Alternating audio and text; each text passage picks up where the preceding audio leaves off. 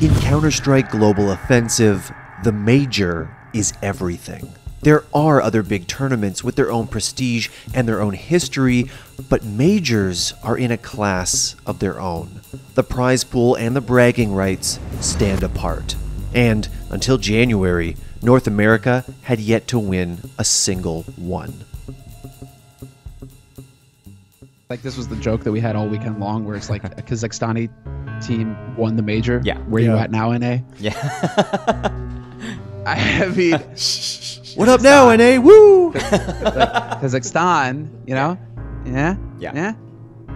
North America? Yeah. Like, what is going on here? Mm-hmm. At the 11 prior official Valve majors, only 6 NA teams had made it out of the main group stage. Only one had reached the grand final, Team Liquid, whose roster was majority American but anchored by Ukrainian superstar Oleksandr "Simple" Kostiliev. That team made an incredible run at Cologne 2016, but it ended when they fell to Brazilian powerhouse SK Gaming. The constant NA heartbreak had to have a source, but it was difficult to pinpoint exactly what that might be. And so the talent is there in the United States. What's always been the holdup, it seems, is the buyouts, how expensive it is, how expensive it would be. And so, or you just kind of have to cheat a little bit and go full Liquid and get one of the best European players out there and maybe use him as a stand-in. Given North America's history at the majors, fans were less than hopeful that the streak would be broken in Boston.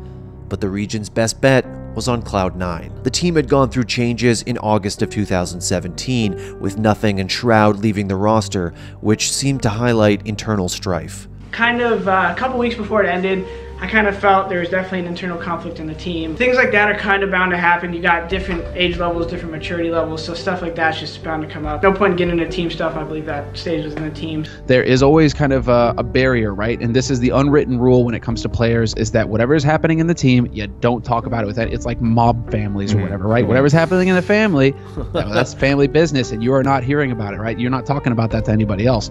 It's not much to talk about, really. 2 weeks ago or something, I messaged Jack and I was like, hey, Jack's the owner of CNA, by the way. I was like, hey, I kind of want to step down.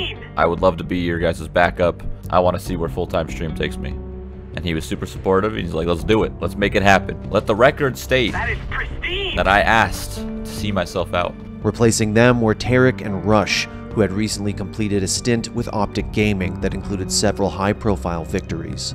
NA are, it's kind of dire. I'm not really sure. I don't really have all that much faith in this new Cloud9 because it seems like they're still playing hot potato with the in-game leader role. The move may not have inspired confidence initially, but public opinion eventually began to turn, and the team started putting up promising results at the perfect time, the months preceding the Boston Major, set for January 2018.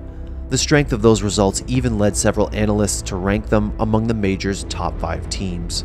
Because the roster still included 3 players who had helped the team achieve a 9th, 11th finish at the previous major in Krakow, they were automatically qualified for the Boston Major's new Challengers stage. It used a Swiss format, and C9 quickly put up wins against Envy, Sprout, and Mousesports to earn their spot in the new Legends stage. Fans held their breath. Though the team had another Swiss group stage to make it through, it was an encouraging performance so far. But things immediately got worse. Quiet game for Skadoodle, by the way. 6 kills. He gets this. Unlikely based on that stat line, but it would be the best thing he's done all game.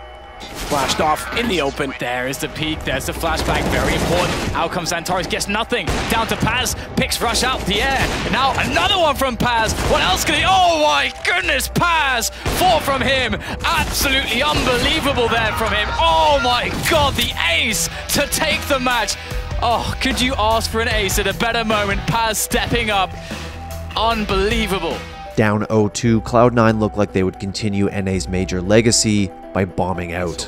Yeah, that first half, it seems like some of the problems that I left them with when I was off the team, still there. I don't know, even watching the last round there, I come and stood behind the players as I got ready to come out on the desk, and it just seemed like they were kind of upset. They're probably going to do an interview and say they felt like they should have won because some of the rounds, the very last round they lost, Tarek, there was a miscom. Rush was supposed to be holding the PK Hall or something, and then Tarek's like, wait, I thought you were holding the push. So I don't know if they started getting in their own heads a little bit towards the end. But for some members of C9, like Stewie2K, being 0-2 changed something. I think after the Space Soldiers game, it was a big wake-up call for me. Like I said, I think it kind of lit the fuel for me. That's where the fire started happening. I DM'd all night. I would play until I think I only got a few hours of sleep the next day, but that's something I'm willing to sacrifice if it makes me play better. And from there, I just kind of didn't look back and played on my own game only. Yeah, yesterday, like losing to G2, fine, you know, we lost to G2, whatever.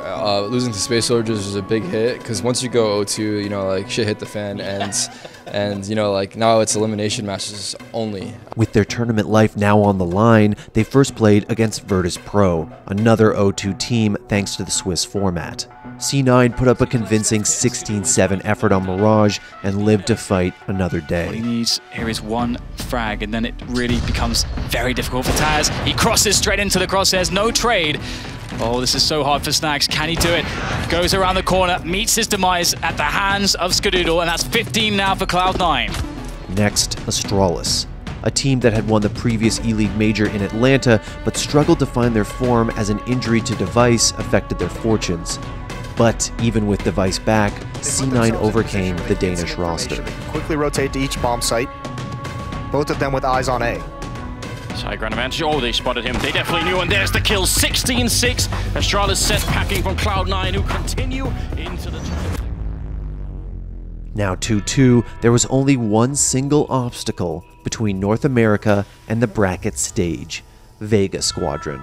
A surprise in their own right, Vega was a CIS team that had been together for a long time, but failed to show up against Tier 1 teams. One of the Cinderella runs had to end. Comes in through the vent right now. Won't be there in time to deny the plant. Gets spotted by one. He could do this, but he's got no kit, no nades, and he's got to find 2 kills, which are pretty polar opposites. Yeah, entirely. 180. Again, though, the HPI jumps across. Rush nails it. 16 rounds for Cloud9. And one final legend status spot for Skadoodle. Cloud9 into the top 8. Now in the bracket and on the big stage, Cloud9 were playing on home soil.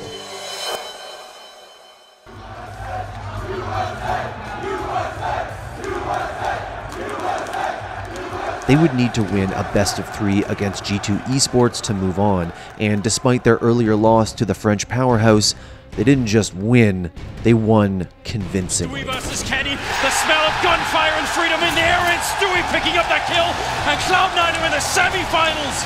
But SK Gaming would be their opponents in the semi-finals, and that team had been on a tear of their own before the tournament, albeit with Bolts in place of Phelps. At least they've made it competitive, SK Gaming, in this round, but the MP9s, Moses, hate to see it. I mean, they have to go for this. They can't afford to give it away, and it won't matter. Skadoodle with the angle. One more coming. One more to deal with. It's just Taco. No kit. And he's been tagged. Down to 40 HP. Goes for the fight. After a dominant Game 1 performance by Cloud9, SK struck back. 3 versus 4 with the bomb down, and Cloud9 trying to hold on to this map and prevent the third one from coming in. They're just waiting right now as First sneaks up behind, gets one more kill. What a monster coming through! The quad kill! They cannot stop him! 15 rounds here for SK Gaming. But a standout performance from Tarek helped to boost his team, and C9 made it through to the finals. You get into the tough economic situation you're just almost done with. Great double kill from Tarek. Don't lose the weapon. He gets a third, a fourth in the round. Their last opponent, the super team roster of FaZe Clan, the team that seemed all but destined to lift the trophy in Boston. While North America was still looking for their first major win, FaZe's Olaf Meister already boasted 2. Of course, it will be very fun to win 3 and to join the likes of Pronax, JW and Flusha. But that squad still had players hungry for their first, including veteran Opper Guardian and superstar young gun Nico. On home soil, with the bewildered but exhilarated crowd behind them, Cloud9 went to work. there are chances here for FaZe. Guardians watching the cross to short. That's information they know. Say, oh, Nico goes down straight away. That was maybe the only chance, but Guardian comes back in. Oh, Guardian, he gets 2. There's still more to go, though. Cloud9 must plant the bomb. The peaks come in, but Guardian will not stop. 1 more to go, and Guardian gets them all. Scar is up closely with the MP9. He could be in for quite the money-making mission. He's going to just grind them all down with the MP9. Money in the bank for Skadoodle. And again, he's on his own. They know they're focusing on the A site. The smoke's down towards short. Does he make a play through? Stewie is here. There are smokes everywhere. Does he have the right angles? Down goes Nico. The bomb's getting planted quickly, but the frags are flying free for everyone. Skadoodle on the site. Can he find a short player? Yes, but can he go back? No, misses the shot. 3 versus 3. The bomb is down. Automatic still on the A site for some reason. Maybe looking for a lurker. This is absolute carnage. The smoke's going away. And now Olofmeister with the sniper. There's Guardian. Automatic on his own. Running up the short position. I think Olofmeister's heard him, which means that they can all hold angles. The smoke fake. The flash fake won't work out. FaZe Clan take the first map of this series. In a close map, FaZe claimed victory on Mirage. NA was 1 map away from elimination, from missing another major title after losing their own map pick. But Cloud9 didn't back down, taking FaZe's own map of Overpass away from them. Guardian leaving Na'Vi. Rain has been on this team since the beginning. Since the absolute beginning of this team. Harrigan leaving Astralis. Tarek as well, he's got a lot to prove, and he's trying to do so. Relentless aggression, doesn't matter what the situation. Oh, that's dirty, but it is from Stewie2K, and Tarek finishes things off. He's popping off. This looks like it is going to be very, very painful indeed. The creep is there, the crab walk. Nico with 2, it was 3, that's absolutely absurd. That's tremendous from Nico. Exactly what they needed. How on earth has FaZe won that round? They have players from every single angle right now. 4 different points of attack potentially. Guardian, he is going to get himself up there. Tarek in position to exploit his plays through the smoke. Tarek though, undiscovered. Where's the refrag? Olofmeister not close enough to deal the damage. And Automatic can reset the situation as Tarek waits patiently. Oh, that is phenomenal! Cloud9 make it work! Map 2 in the bag, and now they're back in it. We go to a 3rd. And Map 3, Inferno, had never seen a contest between these 2 teams. The resulting game was, well, it's unlikely we'll ever see another one like it. Well, they left open quad, and it may have been a misread because in goes Cloud9, but Olofmeister has something to say. 3 kills! That's a great defense from him, and Guardian starts to get in on the action as well. FaZe finally have their time to overwhelm their opponent, Cloud9. They were funneled into death and destruction. So Nico, the Molotov is not damaging him. He gets the first kill. Running distraction now. His teammate can try and hide and pop out afterwards. The pop flash is there as well. And Guardians back in the B bomb site. But Nico and Carrigan shutting everything down. Guardian through the smoke. Automatic was there to cut off the rotations. And it's another round in the bag for FaZe Clan. But now it's about the slow retake here from FaZe Clan.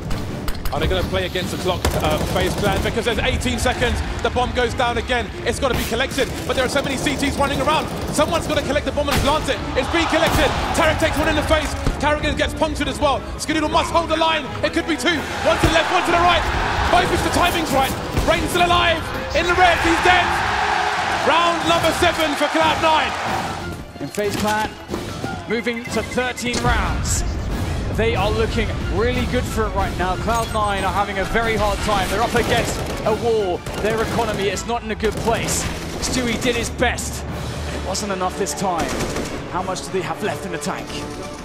Down 14-9, Cloud9's hopes looked dim, but they would not be stopped. Do that because that could have easily collapsed around them really badly. Tarek begging someone to peek from the balcony position. And now 2 players have been spotted towards the arch area, but Automatic is hunting. Nico getting tagged, a flying match 7. Are you serious, Tarek? It's 5 versus 1, they haven't lost a single player. Olofmeister maybe offering a fake towards the B bomb site. Meanwhile, the push comes in towards A. Skadoodle in the smoke. Skadoodle taken down. Tarek's got to go huge here. He's got a crossfire with Rush. We've got Guardian in a short position, and he's exposed, but he goes down. Rush still alive. 4 versus 3.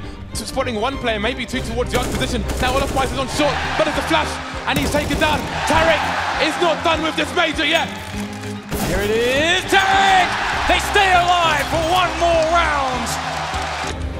He's got to stay alive now. 10 seconds for this bomb to go down. He must stay alive. Stewie is going absolutely crazy on the B bomb site. There's no time to fly the bomb. It's too late. The money's not there. One more round. But Automatic's going towards A. Nothing else is going on. He's got to go back. Stewie's on his own. But look at the time. Look at the time. There's 7 seconds to fly the bomb.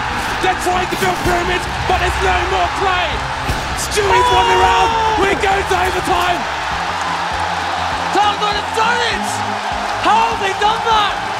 They came back all the way! Overtime in a major, clinched by an outnumbered Stewie 2K. Madness. C9 had won 6 of 7 rounds to force their comeback, and in the first overtime, it looked like that momentum was clearly with them. But Guardian desperately forced a second OT. The CT side, 2 players moving through construction. Automatic in the pool. Rain taken out. 2 on 2 now, and it's Tarek. He's got higher health, but it's not perfect. Down he goes. It's Guardian. He's the only man standing between Cloud9 and the Major. It's going to be a double peak. There's the first one. We're going to overtime number 2. Cloud9 don't do it. They're still in this Major FaZe clan. That OT began with a last-second defuse. Time is starting to run low here for FaZe Clan. They have to move forward. Skadoodle repositioning after the first frag. It's both now from quad here for FaZe. Can Cloud9 close it? Skadoodle gets 1. Skadoodle can't get the 3rd. It's Nico with 12 health. Is there time though? Is there time? I'm not sure if there is. It's going to be a close one. And he's done it! FaZe Clan take the lead in overtime number 2. But C9 pulled ahead. They were on match point. There are advantages for Cloud9 now. 5 versus 4, 3 taken down. Automatic on the high ground, dropping off. They need to hold construction. Are there flashes there? Will they push? They will re-aggress. Down goes one of Spicer. Guardian and the Rain remain. Automatic pushing through.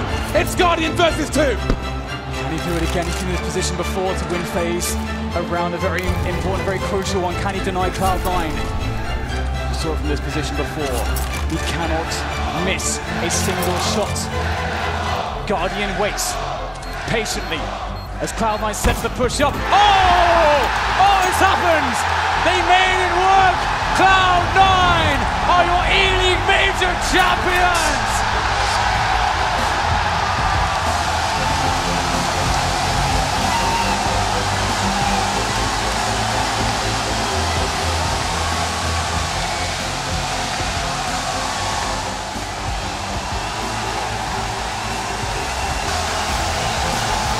This has to be one of the most incredible storylines we've ever had. A North American team in North America with a major win. As the team lifted the trophy and the typically quiet Skadoodle offered up the post-game interview, I'm not crying, you're crying, stop. It was nearly too surreal. NA had a major win.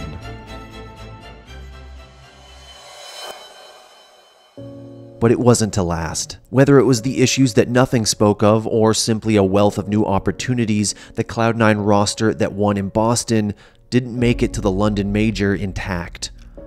After losing in the grand finals of CS Summit 2, Stewie 2K left to play with Brazilian squad SK Gaming. And after being such a huge part of the team's run at Boston, Tarek left the team in July to join Stewie on the roster now called MIBR. Although they were unable to defend their major title, C9 drew first blood for the region. They showed us what is likely the greatest major grand final series so far. They did it against some of the strongest teams in CS, and fans will never forget. They weren't the favorites, they were the underdogs. This has to be one of the most incredible storylines we've ever had.